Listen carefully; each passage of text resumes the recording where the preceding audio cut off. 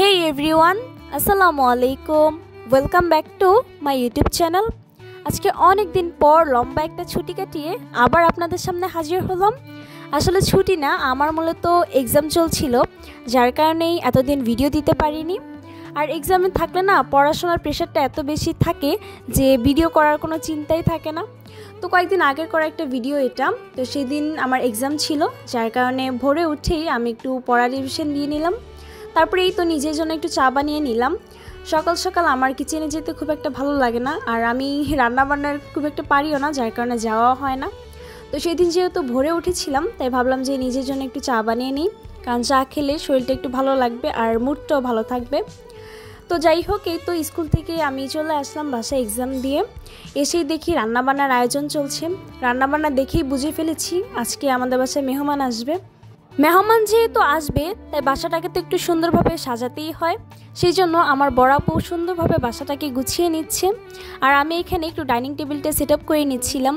আমাকে দিয়ে সহজে খুব একটা কাজ করানো যায় না, আমি মূলত একটা করতে বললে আরেকটা করে ফেলি, যার কারণে আমাকে দিয়ে আমার আম্মু ভরসা পায় না, তো বড় আপুকে দিয়েই মূলত কাজ করায়।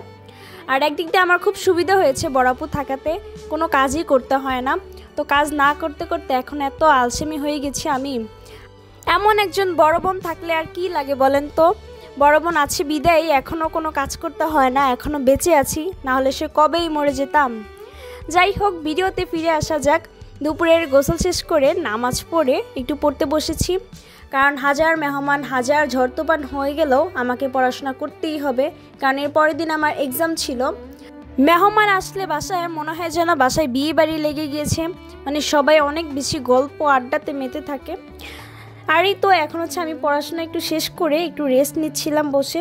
তারপর বিকেলের দিকে আমাদের মেহমান চলে আসে। মেহমান বলতে আমার আব্বুর খালা খালু এবং হচ্ছে কি আমার দাদা দাদু। তো তারা এসেছে মূলত ঢাকায় ডাক্তার দেখানোর জন্য। তো আসার সময় আবার আমাদের জন্য গ্রামের টাটকা শাকসবজি নিয়ে এসেছে, যেমন ছিল গরুর দুধ, লাউ শাক, হাঁসের ডিম আর অনেক কিছু।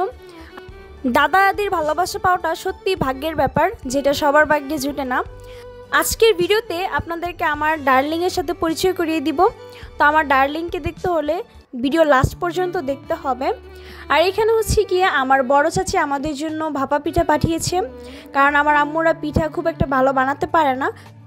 ভালো বানাতে পারে না বলতে আমার আম্মুদের হাতে পিঠাগুলো খুব একটা পারফেক্ট হয় না, মানে টেস্টটা খুব একটা ভালো হয় না, যার কারণে মূলত আমার চাচিরা ঢাকাতে পাঠিয়ে দিয়েছি পিঠা আমাদের জন্য।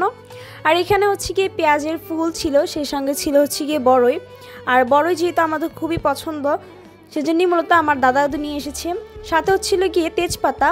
তো আমার দাদুর বোনের বাড়িতে হচ্ছে গিয়ে তেজপাতা গাছ আছে, তো সেখান থেকেই মূলত আমাদের জন্য নিয়ে এসেছে।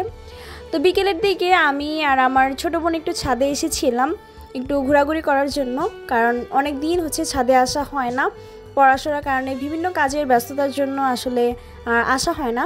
তো আজকে ভাবলাম যে একটু ঘুরে আসি। আর এই তো অলমোস্ট সন্ধ্যার দিকে এসেছিলাম। আর আমাদের ছাদ থেকে এত সুন্দর ভিউ আসে, মানে একদম নদীর পাড়টা সুন্দরভাবে দেখা যায়। তো আমি আর আমার ছোটো বোন মিলে অনেকক্ষণ গল্পগুজব করছিলাম, দাঁড়িয়ে একটু ভিডিও করলাম।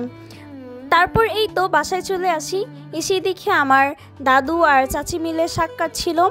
যেহেতু টাটকা শাক, সেজন্য হচ্ছে কেটেই সুন্দরভাবে ফ্রিজে রাখা হবে।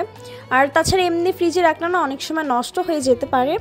আর এখানে হচ্ছে কি আমার দাদুর পানডালাটা একটু সুন্দরভাবে গুছিয়ে দেখাচ্ছিলাম আপনাদেরকে। আমার দাদা দাদু যেহেতু পান খায়, সেজন্য আমাদের বাসায় আসার আগেই আমরা এই সুন্দরভাবে পানডালাটা গুছিয়ে রাখি, যাতে হাতের কাছে পাওয়া যায়। আর আপনাদেরকে বলছিলাম না যে আমার ডার্লিংকে দেখাবো, এই হচ্ছে আমার ডার্লিং, এই হচ্ছে আমার দাদা। তো আমার দাদা মূলত সব নাতি নাতনিদের থেকে আমাকে একটু বেশিই ভালোবাসে, মানে হচ্ছে কোনো কিছু খেতে বসলে আগে আমার নামটা মুখে আনবে। তো সেই জন্যই মূলত সবাই মানে আর কি বলে যে তোমার ডার্লিং আর কি। যাই হোক, আমাদের পাশাপাশি হচ্ছে গিয়ে বিয়ে হচ্ছিল, আর বিয়ে বাড়ি গান বাজনা চললে কি আর পড়াশোনা মন থাকে বলেন তো। আর বিয়ে বাড়ি খাবার হলে তো আমার আর কিছুই লাগে না। তো আজকের ভিডিওটা এই পর্যন্তই। সবাই ভালো থাকবেন, দেখা হবে অন্য কোনো ভিডিওতে। আল্লাহ হাফেজ।